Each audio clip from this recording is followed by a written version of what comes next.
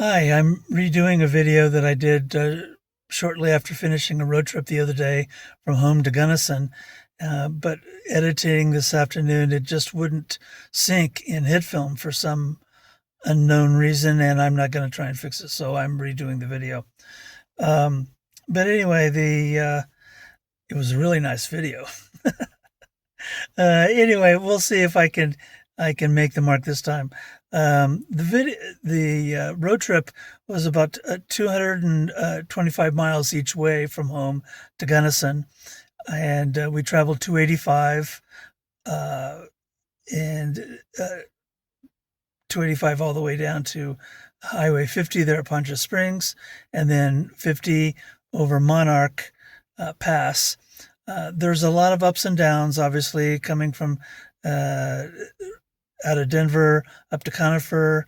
Your elevation gain is about 1,800 feet or so. And then, of course, over Kenosha Pass and then over Monarch Pass. The steeper side is the east side, and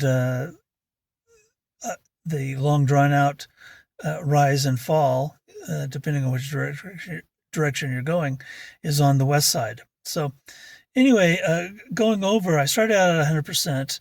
It was a nice morning at about 45 degrees. When I arrived in Gunnison, I arrived at 29% for a 3.4 mile per kilowatt for the journey. I thought was very good. Um, if you've watched some of my other videos talking about my drives to southeastern Colorado and having a headwind on the way down from Lyman and a headwind on the way back to Lyman, the same can be true going through South Park and going through Fairplay. You can easily have a, a, uh, a headwind in both directions if you're going down of a morning, coming back of an afternoon, or what have you, or a tailwind. I've done it both ways. But and who knew when we first started driving EVs that we would be it would be beneficial to become also a weatherman or weather person, I should say, and pull up your app, watch for the wind direction, watch for wind speeds, um, maybe change your route depending on wind direction, or change the time of travel because of wind speeds and wind direction.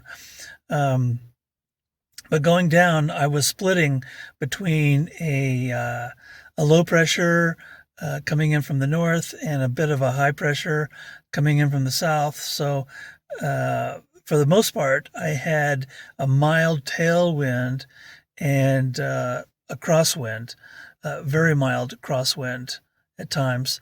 That gave me a 3.4 mile per kilowatt, which I thought that was great.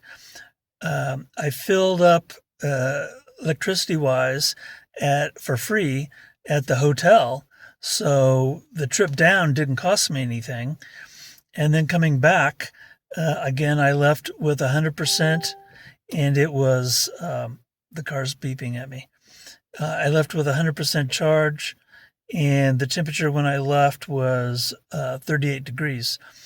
So, a cool start to the morning. Anyway, um, there was another pressure system coming in, and so I had a nice tailwind, either a mild tailwind coming home, or once I crossed over Kenosha Pass and heading down to Conifer and then on down into Denver, dropping down. Um, the wind kind of picked up because we've been having some heavy weather here on the Front Range this week. Finally, it's nice to get the water after a rotten winter. But anyway, without too much digress, I left it with 100%. I arrived at home at 45%, which gave me a 4.3 mile per kilowatt. Fantastic. So using 55% of the battery here is about 49.5 kilowatts. And so at 7 cents a kilowatt, more or less, my TOU rate actually is 6.97, I think, cents. But anyway, it's 7 cents per kilowatt. That means that the trip cost me $3.46 at a time when gas prices in Colorado just rose to an average of about $4.65 a gallon.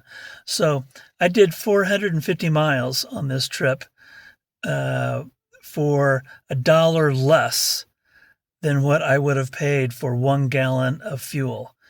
Isn't that great? Thanks for watching.